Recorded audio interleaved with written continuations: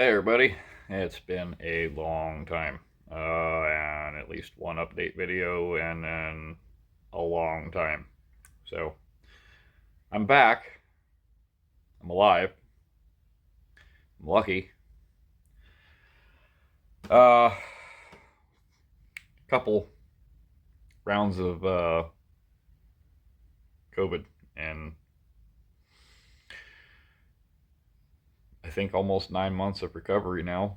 I'm finally able to get out in the garage and do stuff without falling on my face and not being able to breathe. So it's still slow going, but here we are. So got a few updates, got some new stuff. You're gonna see a little bit in this video because I'm gonna point right at it. However, I'm not going to tell you a little bit more about that until the following video, because I have a lot to go with Scooter. As a matter of fact, you're going to see Tech Rod later, before it goes home. We finally got Tech Rod done, so I am out here catching up, and I'm going to catch you guys up. In the meantime, the garage is still it's still a disaster, but it's a little bit more organized, and you've seen it here just about 2 days ago. There was 3 cars in here, no room. So as of right now, my 4.9 car is sitting in the driveway. I'm busting ass to get this thing done. Tech Rod just got finished up, and I'm getting ready to take the kiddo to school in it. So you guys are about to see a little bit on the Buick engine, a little bit about the surprise over in the corner, and yes, I have a race engine here for Cheddar Express. So more on that. All right, so a little update. This is about to go on the stand. I got the race engine for the Cheddar Express sitting over there, about to get wrapped in plastic. Well, greased, wrapped in plastic, and then stuck down here in the corner, so I can get the engine stand out, put this on it. I am welding the intake up later. I got a couple little pieces of aluminum over there cut to make the walls for the water jackets. That should work out okay. The clutch flywheel assembly is about to come back off because I have to make some more measurements so I can get this adjusted properly. Wow, look at that coming out of focus. That part. Yeah, that. I got to get that adjusted properly. Then I got to make the hole in the bell housing for the lines to come out. I stripped the hole for that. So, luckily it came with this one. So I'm just going to go up to that thread size and put that one in. Then I got to clean that transmission up, put it back together, resealed, ready to go. However, this thing should be ready to make some noise soon. I have that old starter over there, way back in that corner. If I can get it to work again. As I took it apart to begin with, because it didn't do anything. And then I quickly realized it also wasn't going to clear the cross member in the car. So that's why we started with this. And where I'm at right now is the starter nose cone that I need to use sits too deep. Way too deep compared to what I can get this little tiny starter to do.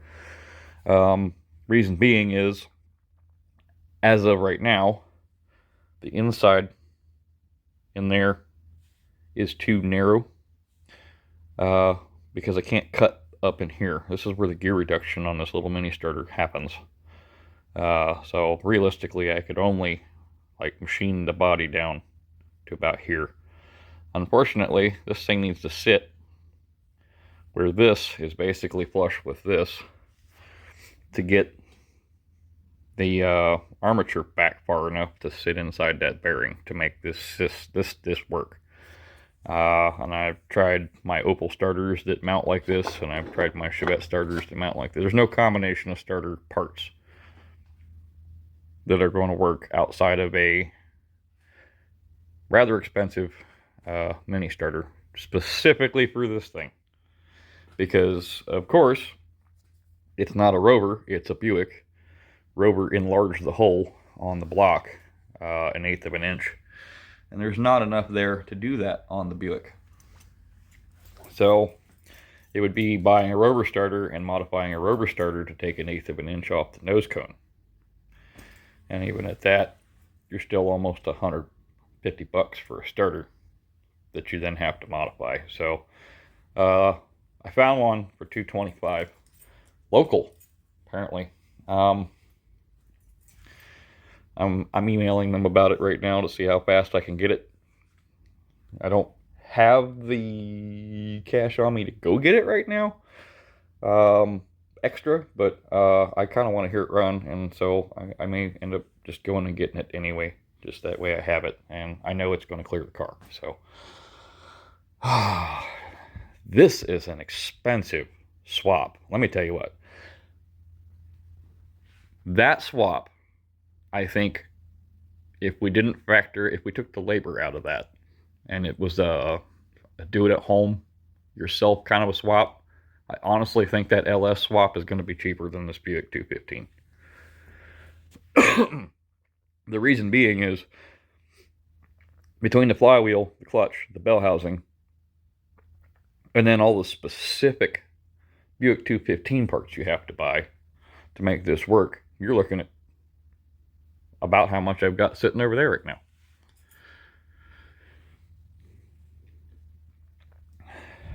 This is not a swap for those that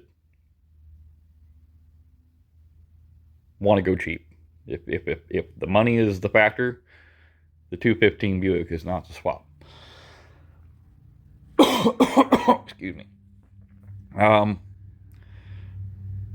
couple very prohibitive reasons is the starter, the flywheel, and that bell housing. That starter only comes from 2 places. That flywheel and that bell housing only come from 1, and they know what they have kind of prices. That's $1,000. In comparison, this common big block Chevy bell housing I have right here that clears the 11-inch flywheel, that was $100. I can get that all day long for $100. Comes with a throwout bearing, the boot, the arm, the hardware, and a dust shield, even, for that $100 shipped to my door. Craziness. So yeah, not for the faint of heart. You really got to be a Buick guy to want to do this one. On the flip side, though, if those of you that are really into Buicks ever want to do this, let me save you the headache. Don't build a 215. Build a 300. You can get a 300. It's a cast iron block. It has the common BOP bell housing rather than the odd one that Rover adapted from Buick's old engines. So common bell housing, $150 or so for a bell housing, for a BOP manual bell housing used. Or I think now they're being reproduced like the Chevys are. So it's a few pounds heavier when it's all said and done, but you can put the aluminum heads on the 300. Oh my God, excuse me. You can put the aluminum heads on the 300. You can get a cheaper intake manifold for the 300. There's a lot of advantages to doing the 300, and it basically goes in the same way as this one does. So, something to think about. This one just happened to be they had this engine. So there's a big chunk of the money right there saved because they already had this stuff. But I would imagine if this was ever on the table as a full out-of-pocket build, this probably wouldn't have happened. Mostly because of the cost. The parts are absolutely expensive. So, anyway, I'm freezing my butt off right now. I'm going to get in here. I got to take the kiddo to school. And then I'm going to get back out here and start getting on some things. This thing's going to have to find an engine stand at some point today. Transmissions are going to get work. This engine's going to get finalized. Even if I have to start it up on the engine stand or the run stand. Not likely going to hear it run in the car because I haven't gotten the headers done for the car yet. And I'm not going to break it in with open ports. So I'm going to go get the manifolds from the storage unit and hang a couple pipes on it. I'll probably break it in right here.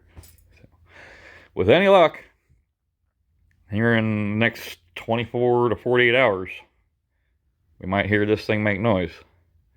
But at the very least, we'll at least have a starter figured out. Oh, and the engine is done and ready to go. There'll be a carb on it and everything. It's going to be finished. Matter of fact, I'm going to go get some paint for this at some point here today. So, I just got back from taking the kiddo to school, and as you can see, the delay wipers are working great. Matter of fact, they're flawless. I do have to take the steering wheel off and investigate the turn signal smoke that the GM columns are famous for, but my son was playing Bejeweled on the way.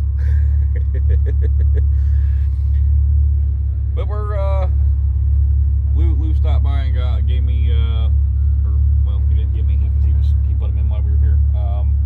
Put his new sun visors in last time he was here. This thing's good to go. The floor is good and solid in it now. Got appears to be no water leaks, and well,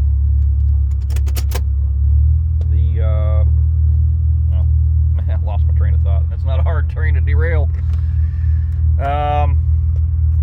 Yeah, the belt's working. Yeah, the belt and the pulley system are working flawlessly. So is the cooling system. So I have a little bit of trimming to do on the top of the radiator because it came with this really tall tab, and I made it slip fit into a fan shroud, a heat only type fan shroud. And the got the fan in there. I've got brackets for the fan that slide in, made. See, there's a bungee cord on it right now holding the fan shroud from falling out, but they'll go into those brackets down there and they'll slide up into this area right here. That way, when you got to service it, you just unbolt this, slide it out, everything just slides out as a unit. So the brackets are working great, the idler is working great. Very happy cooling system. So that thing's done. I got to seam seal the floor as well, and then give it a coat of paint, and Lou can take it home. I'll get back in here and get back on some of this stuff. Well, I made it back into the garage, and now we're working on oil pump and oil filter angles. Man, there are probably 3 main types of oil filter adapter for Buick. There is big block, there is the straight style early 215, then there are the Buick V8s, which I have over there. All of which put the filter in an almost okay location, but that one ran into the sway bar, and also that brace. That one got it out of the sway bar and the brace, but puts it into the radiator.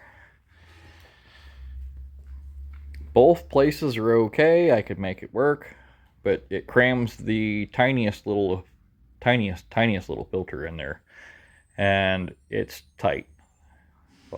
So I've been playing around, and after playing with Tech Rod a little bit, I noticed that the 3.4 on that car had this angled oil filter adapter on it, or one similar to this. The 60-degree V6s, for whatever reason, GM decided that because they put the oil filter right on the side of the block where it pointed out at frame rails, in some applications like F-bodies, Camaro Firebird stuff, and S10s, four-wheel drive, they needed to kick the oil filter backwards. Well, not only does this allow me to reposition this oil filter where I need it, and ideally where it's not going to be in the way of anything. But it also gives me a place for an oil pressure port, because a 215 Buick doesn't have the place on the block right there for it. I have to drill and tap that. I'm done drilling on this block. I don't want to do it anymore. Usually it's on, I believe, this port on the 215. And since we're not going to be using that one, and we're going to be using the metric one over there, to combine, I'm going to end up with a place for oil pressure. It's perfect. So what I'm looking to do, and I'll show you here, is either tip it this way or tip it down. The other thing is, if I use that one, I can position it like this, under. Now, I think there's a couple Rover ones that do this, and I think there might be a Jeep one that does this. I'm not sure. I've been looking at covers, and there was some conflicting information and really bad pictures, but either way, I've got a combination that's going to work. And what that required was an M18 1.5 tap, because that is a spindle that is pressed into that housing. There's no taking it out. So I cut it off flush so I could use that bolt, which is the same as the metric oil filter that comes on those metric Buick oil filter housings. So once I screwed it down and cut it off inside there, so I knew I wasn't going to nick the gasket surface, I went and got a tapped it out. I'm getting ready to take that out, and in theory, here in a minute, I'm going to screw everything together, and this should just screw right into that. That ought to sit right on the block. And then when it's all said and done, the oil filter should sit somewhere here, or kind of like this way, maybe a little bit, but definitely away from the radiator, definitely away from the hose, definitely away from the frame rail, definitely away from the sway bar, and hanging out there where you can just literally reach up underneath the car and grab it. Which means the little 3387A, or in this case the 47F, or the PF47 rather, that can go away, and we run something larger, like this 3980, which is quite a bit taller. There's also a fat one that is a little bit taller still, and a little bit larger in diameter, that I believe also will fit in here. So I am plugging away. Here in a little bit, we're going to figure out how to put that all together. I got the lifters ready to go back in the engine. If you guys remember, I was setting up the valve train, and those had not been filled up with oil yet, so we're doing that now. I'm getting ready to coat and paint this and modify the pickup. So hopefully by, I don't know, the next couple hours, I'm going to have this ready to pull oil from there. And just like that, I have a filter I can now position. So what I'm going to do is, there is a pin that you should locate this into the side of the block. Then I'm going to drive that pin out. And then wherever I position this, because obviously I can move this, it gives me a little bit of, it doesn't give me a little bit, it gives me a ton of play, ton of room to adjust it.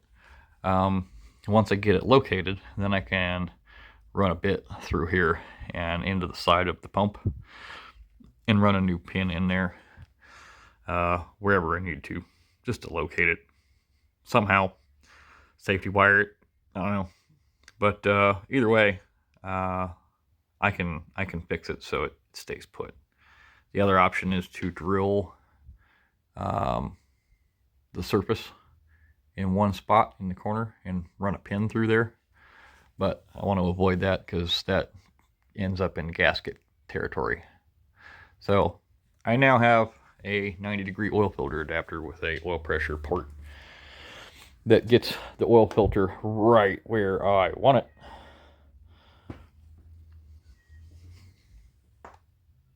Pretty slick. All right, well, fuel pump's on. I have this figured out. Obviously this can't go on until the engine's in the car, but I'm just getting things finished up here. I'm going to call it a night because I had to order, unbeknownst to me, I thought we were going to be able to get this pickup oil pump pickup. It was supposedly in stock. When I got there, I was lucky. I got the rear main seal, but not the oil pump pickup. So I ordered the oil pump pickup. I got a gasket on the way for this. That'll be painted in the morning because it's late. I'm going to paint that and do some other things around here while it's drying. And I have to wait till after Thanksgiving to get the pickup tube. So we're also waiting on the starters, so it's not a big deal. But all lifters are in it now. So I'm going to call it an evening. Did my best to get as much of this plugged in and bolted down and torqued as I can. So I'm just at a stopping point right now. So once the parts come in, we'll recontinue this. I have, right after Thanksgiving, I have another one coming for a quick diagnosis for a no start. And then we're going to see what else is wrong with it. It may or may not need an engine. I'm hoping it doesn't. But it had some issues, and it was really down on power. And then it's been giving him some issues. So I don't know. Best guess, I'm diagnosing it over the internet, and I have about 3 different avenues of possibilities. And we'll go through those. We're going to check compression. We're going to check timing. We're going to check ignition and fuel. So the basics, and then we'll go from there. Hopefully it'll just be a quick, like, ignition component or a fuel component or, you know, what have you. The simple stuff. If there's anything else I want to cover right now, I don't think there is. We're going to see a little bit more of this soon.